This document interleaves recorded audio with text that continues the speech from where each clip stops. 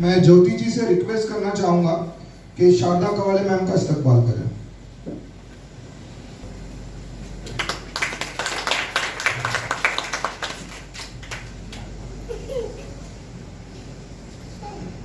मैं रूपाली जी से रिक्वेस्ट करना चाहूंगा कि आयशा मैम का जो इस्तकबाल करें।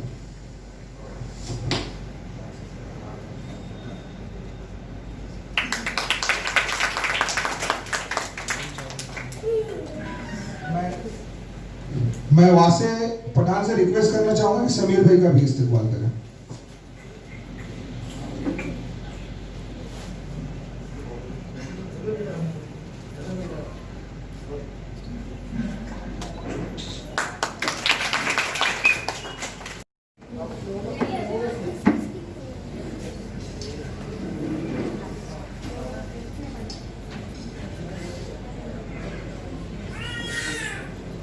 मैं ऑल इंडिया मजलिस इत्तेहादुल मुस्लिमीन के लिए अपना वक्त देगी।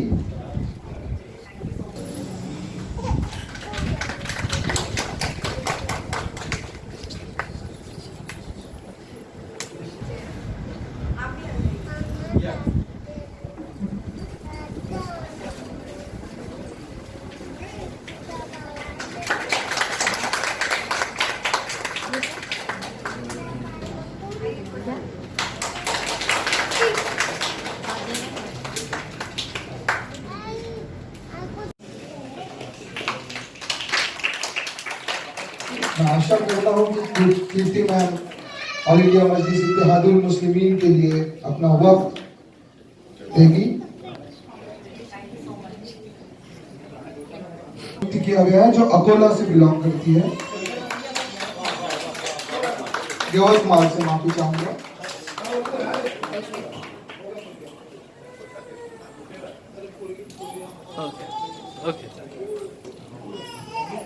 एडवोकेट रूपाली ज्ञानोबाग चार्टेड।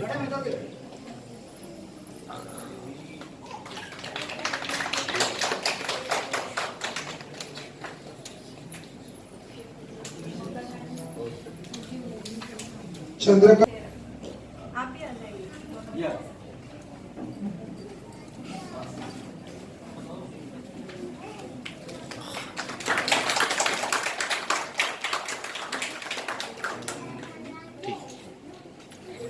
धन्यवाद।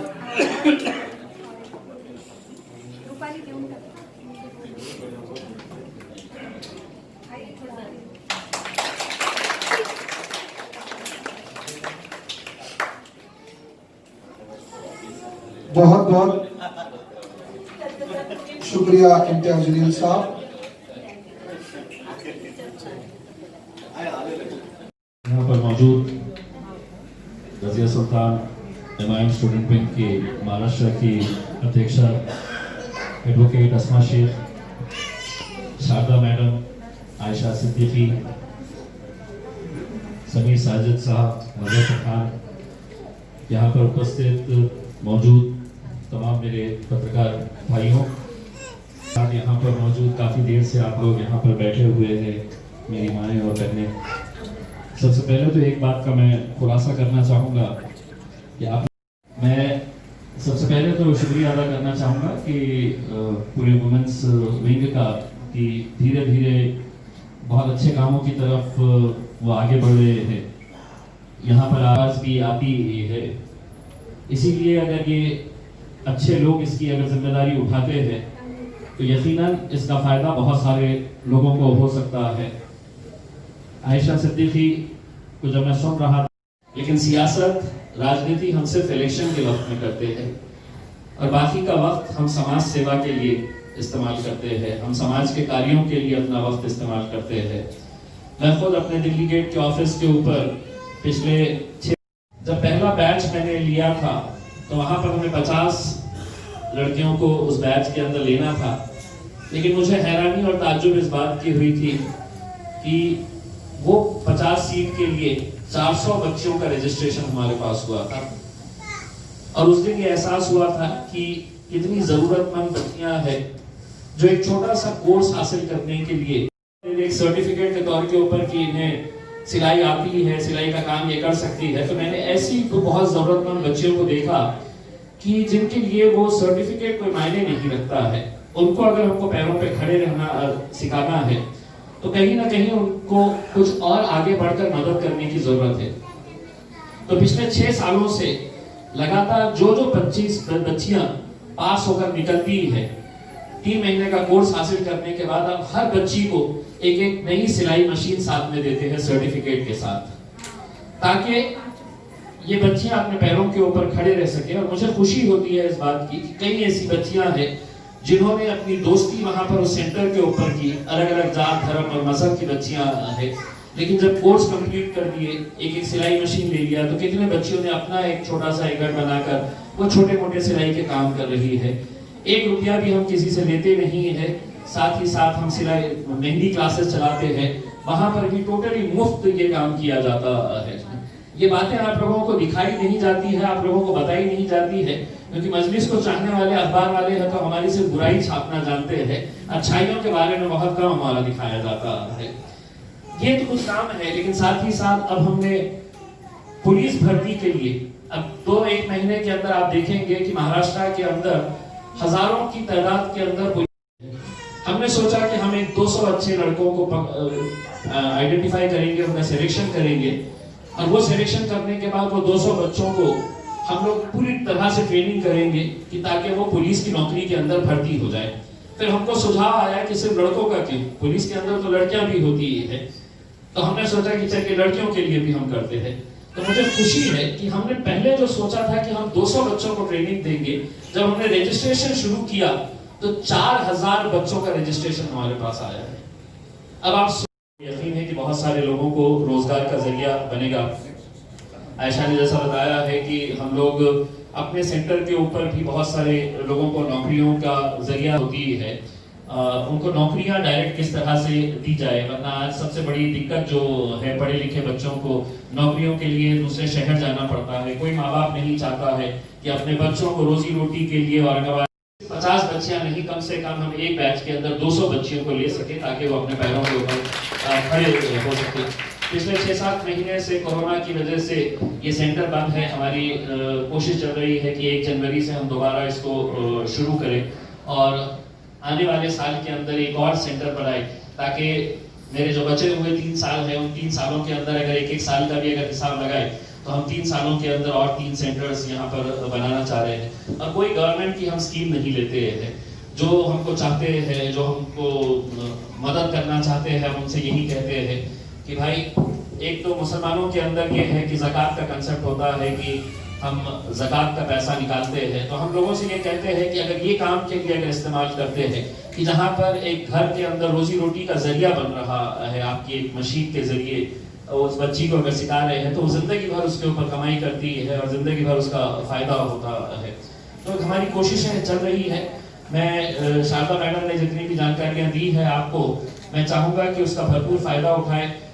एडवोकेट अस्मा शेख मैडम अलग अलग इलाकों के अंदर अभी जा रही है, लोगों से मिल रही है, उनकी तकलीफें जानने की कोशिश कर रही है, तो यकीनन इसका कहीं ना कहीं फायदा होगा। अब सिर्फ ये है कि लोगों की उम्मीदें बहुत ज्यादा हो जाती है, लोग ये समझते हैं कि हमको यहाँ पर बुलाया तो परसों के दिन तो चेक मिल जाएगा, हमारे हाथ में पैसे आ जाएंगे हमारे हाथ में, तो ऐसा नहीं है। सबको मेहनत करना पड़ेगा, सबको, हमारी सिर्फ एक कोशिश है। उस कोशिश के अंदर अगर हम सब साथ में मिलकर आते हैं तो यकीनन इसका भरपूर फायदा मिल सकता है। मौका मिलता है कि इस अर्बन डेवलपमेंट नागरिक विकास कमेटी के ऊपर लिया जाता है। मेरी ये खुशनसीबी है और आप लोगों का मैं धन्यवाद देना चाहूँगा कि मुझे आप लोगों ने इस मुकाम के ऊपर, इस जगह के ऊपर पहुंचाया है कि मैं आज औरंगाबाद का नेतृत्व लोकसभा के अंदर कर रहा हूँ। तो ये दूसरा साल है जहाँ पर मुझे ये कमेटी दी गई है और इस कमेटी के अंदर मैंने एक लक्ष्य रखा हूँ कि मेरे बचे हुए 3 सालों के अंदर औरंगाबाद शहर की जो सबसे बड़ी समस्या है पानी की समस्या, वो इंशाअल्लाह बहुत जल्द हम खत्म करेंगे इस कमेटी के अंदर जाने के बाद, क्योंकि मुझे मालूम है कि सबसे ज्यादा पानी की दिक्कत जो है वो औरंगाबाद शहर के अंदर हमारी माओ और बहनों को किस तरह से पानी की समस्याओं से जूझना पड़ता है। हमारे औरंगाबाद शहर के सड़कों के ताल्लुक से जो है वो मेरे हिसाब से हम दिसंबर महीने के अंदर जैसे ही आचार संहिता खत्म होती है, अब दिक्कत ये होती है कि जब आचार संहिता लगती है मेहनत कोई करता है लेकिन उसका फल कोई और लेके जाता है। तो अब शिवसेना वालों के मुख्यमंत्री आएंगे यहाँ पर, रिबीने काटेंगे और कहेंगे हमने करे है करके। तो हमने कहा है कि जिसको सहरा बांधने का है बांध दीजिएगा, लेकिन हमारे शहर की सड़कें आप अच्छी कर दीजिएगा करके। तो इंशाल्लाह शहर की सड़कों का काम भी अगले 1 महीने के अंदर शुरू होगा। तकरीबन 100 करोड़ रुपए के कामों की शुरुआत होने वाली है। जिन इलाकों के अंदर गुंठेवारी है कि जहां पर है तो लोग काम नहीं कर सकते हैं और ऐसे बहुत सारी बस्तियां हैं, वो उस ताल्लुक से भी मैंने मुख्यमंत्री साहब को निवेदन किया हूं कि गुंठेवारी का काम अगर हल होता है तो महानगर पालिका ऐसे इलाकों के अंदर जो काम करती है लेकिन गुंठेवारी नहीं होने की वजह से वहां पर वो अपना पैसा नहीं लगा सकती है। तो हमारी उम्मीद है कि अगले महीने मुख्यमंत्री साहब इसकी भी घोषणा करेंगे कि गुंठेवारी जहां जहां जिन इलाकों के अंदर करना है वो गुंठेवारी का काम हो सके। मैं अस्मा शेख मैडम से ये कहूंगा कि आप अगर लोगों के बीच में अगर जा रही हैं, लोगों की दिक्कतें हैं, आप जब समझती है, लोगों से बात करती है, तो यकीनन उसके बारे में हमें भी पूरी तरह से आप रिपोर्ट बना के दीजिएगा। हमारी तरफ से जितनी कोशिश हो सकती है हम यकीनन आपकी जितनी भी तकलीफें हैं उसको दूर करने की पूरी ईमानदारी के साथ हम कोशिश करेंगे। देखिए, मैं बहुत कुछ बड़े बड़े दावे कर नहीं सकता हूँ, लेकिन ये है कि हम कितना भी पैसा लेकर आए केंद्र सरकार से, हम कितना भी कई 100 करोड़ रुपया भी अगर हम लेकर आए, लेकिन वो काम करने वाली जो एजेंसी होती है वो महानगर पालिका होती है। और महानगर पालिका ने पिछले 30 सालों के अंदर एक ऐसा कारोबार करके रखा हुआ है कि अगर किसी को सड़क बनाना होता है तो गुत्तेदार को, वहां के नेताओं को पैसा देना पड़ता है, वहां के अधिकारियों को पैसा देना पड़ता है। पानी की स्कीम अगर लेके आने का है तो उसके अंदर कैसा भ्रष्टाचार किया जाए, ये सब की वजह से आज औरंगाबाद इतने पीछे रह गया है। तो हमारी आप लोगों से अपील है, इतने साल आप लोगों ने सबको साथ दिया है, एक बार मजलिस का भी साथ देकर देखिएगा। अगर औरंगाबाद शहर का सही मानों में अगर विकास आप देखना चाहते हैं, करना चाहते हैं, क्योंकि हम लोग इलेक्शन के वक्त जात, धर्म और मजहब के नाम के ऊपर चले जाते हैं कि नहीं माझी जातीचा कौन सा है, मेरे मजहब का कैंडिडेट कौन है।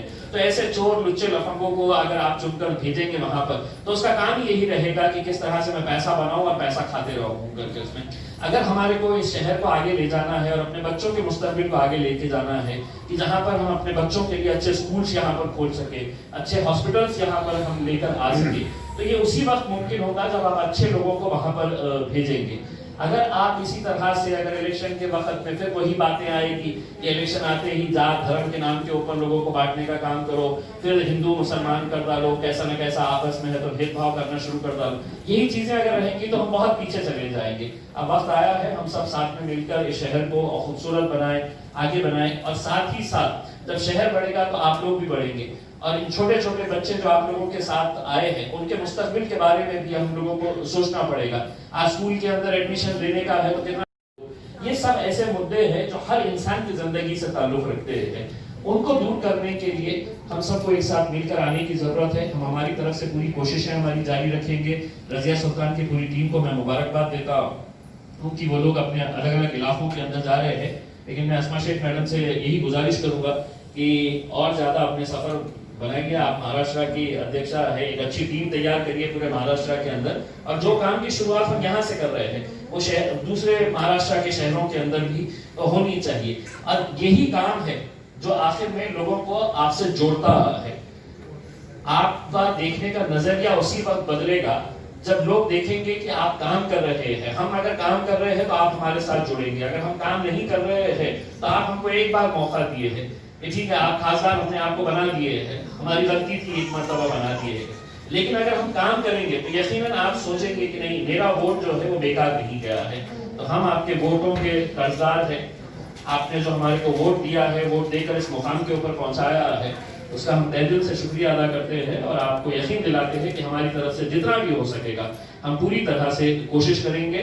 मैं तो ये कहूँगा कि मेरा अगला सेंटर कहाँ पे होना चाहिए, वो अस्मा शेख अपने लेवल के ऊपर अलग अलग इलाकों के अंदर जाए, हमारे को जगह बताए कि कहाँ पर कौन सी जगह हो सकती है, ताकि उस इलाके के अंदर भी हमें 50 बच्चियों को हर 3 महीने 4 महीने के कोर्स के अंदर है तो हम वहाँ पर उनको पैरों के ऊपर खड़े रहने के लिए एक जरिया बना सके। तो आप लोग भी साथ दीजिएगा, आपके राय मशवरे, आप लोगों की जो भी मुद्दे हैं, आप खुले तौर के ऊपर आइएगा मजहब के नाम के ऊपर। इलेक्शन के वक्त में है तो आपकी जात निकाली जाती है, समझ में आता है, लेकिन 5 साल जब तक मैं खासदार हूँ, मैं सभी का खासदार हूँ, मैं औरंगाबाद जिले का खासदार हूँ, सिर्फ मुसलमानों का खासदार नहीं हूँ। ये बात अच्छी तरह से हम सब ने समझना चाहिए।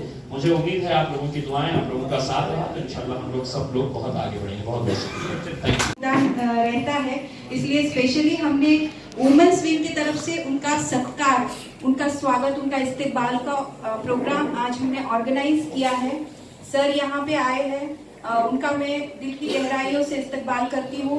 आज हमारे साथ में आयशा सिद्दीकी मैम आए हैं जो HR कंसल्टेंट है, उनके कंपनीज है और वो कई सारे जेंट्स हो लेडीज हो सबको कंपनीज के अंदर जॉब प्रोवाइड करने का काम करती है और स्पेशली लेडीज के लिए, वुमेन्स के लिए उनके दिल में एक हमदर्दी है और वो मेरी बहुत अच्छी बेस्ट फ्रेंड भी है।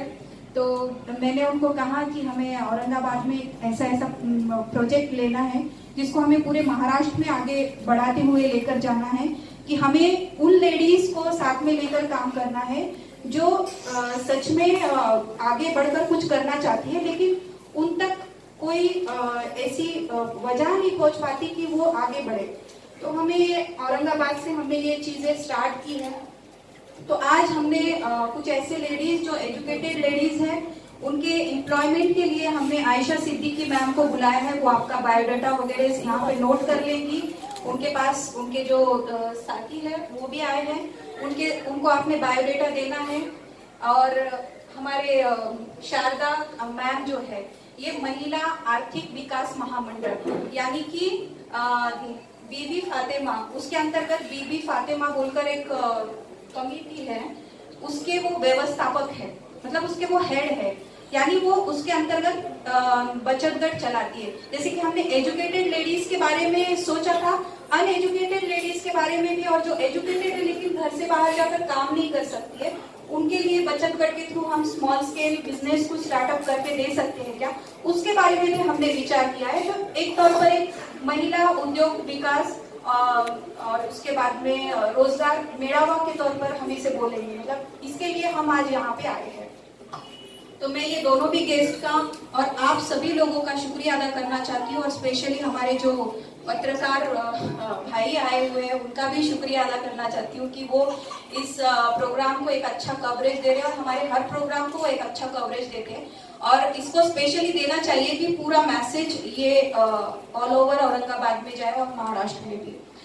और मैं सबसे पहले तो यहाँ पे एक बात कहना चाहती हूँ कि मैं जैसे रजिया सुल्ताना वुमेन विंग की प्रेसिडेंट बनी थी, उसी वक्त मैंने अपने फर्स्ट स्पीच में सर से एक वादा किया था कि मैं अपने प्रोग्राम में उन लेडीज को बिल्कुल भी नहीं लाऊंगी जो किराए के लेडीज लाई जाती है जनरली पॉलिटिकल पार्टी के प्रोग्राम में, कि उनको 400-500 रुपए लेकर आना है और बस प्रोग्राम के होने तक वो बहुत बड़ी भीड़ दिख जाती है और फिर बाद में उनका कुछ ना उनके लिए कुछ पॉलिटिशियंस करते हैं और वो भी मतलब उतने तक ही महदूद रहती है।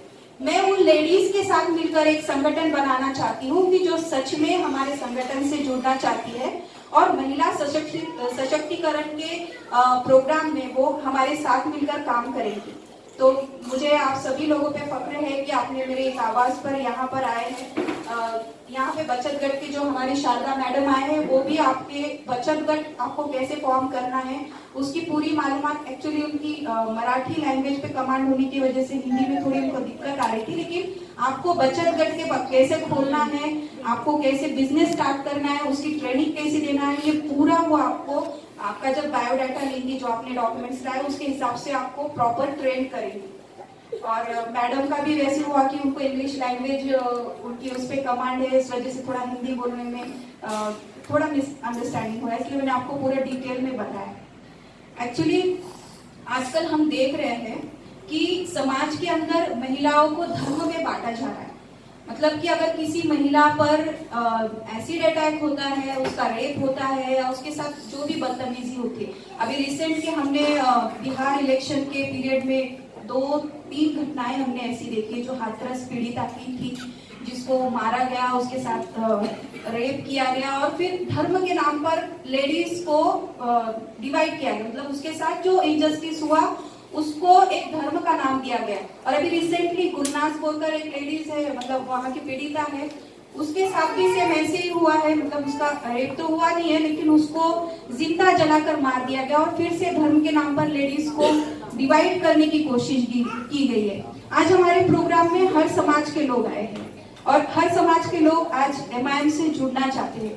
इसकी सिर्फ एक ही वजह है कि MIM पक्ष की ओर से सिर्फ विकास के ऊपर काम किया जाता है, ना कि यहाँ पे कोई धर्म की राजनीति की जाती है। इसी की वजह आज है कि हर समाज के लोग, चाहे वो मराठा समाज के हो, बंजारी समाज के हो, दलित समाज के हो, मुस्लिम तो पहले से ही MIM के साथ है, मतलब हर समाज के लोग और हर समाज की लेडीज आज हमसे जुड़ रही है, बहुत बड़ी बात है। तो मैं सबसे पहले ये कहना चाहती हूँ कि अगर किसी महिला पर अत्याचार होता है तो वो अत्याचार उसके ऊपर इस वजह से नहीं होता कि वो किसी धर्म की है।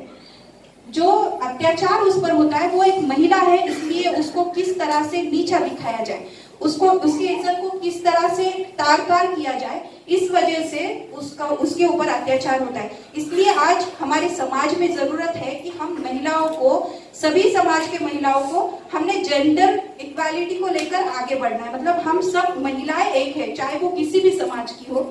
हम महिलाओं का संगठन एक अलग है। हमारी लड़ाई ये धर्म के साथ नहीं है, हमारी लड़ाई है कि हमें अपना इक्वल स्टेटस सोसाइटी में चाहिए। इस वजह से हमें सबको एक प्लेटफॉर्म पर आना है। आज हमारे संविधान में महिलाओं को समान अधिकार तो दिए गए हैं, लेकिन वो सिर्फ किताबों में लिखे हुए हैं, उससे आगे जाकर वो हमें समान अधिकार नहीं मिलते। आज कोई भी महिला अगर बड़े पोस्ट पे, मेरे हिसाब से महिला सशक्तिकरण का मतलब क्या होता है कि अगर कोई महिला जॉब करती है तो क्या वो सशक्त हो गई?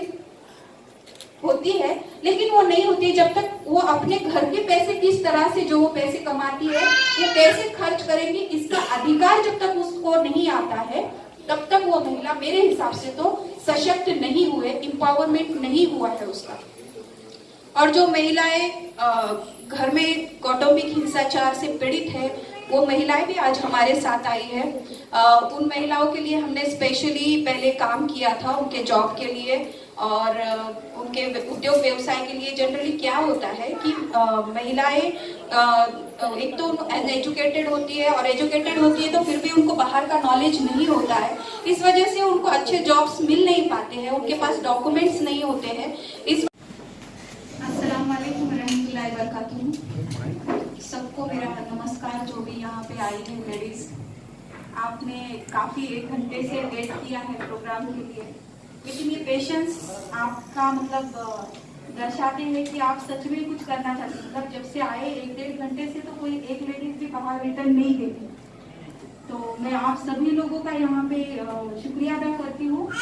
और जैसे कि आज का हमारा प्रोग्राम है, उसके बारे में मैं आपको बताना चाहती हूँ कि हमने ये प्रोग्राम किस वजह से ऑर्गेनाइज किया है। एक्चुअली मेरा नाम थोड़ा गलत किया गया है। आई एम आसमा शफीक शेख। मैं रजिया सुल्ताना वुमेन विंग की महाराष्ट्र प्रेसिडेंट हूँ MIM पक्ष से। और आज का ये इम्तियाज जलील साहब के लिए। इम्तियाज जलील सर, जैसे कि आप सब लोग जानते हैं, वो किसी तारीफ के मोहताज नहीं है।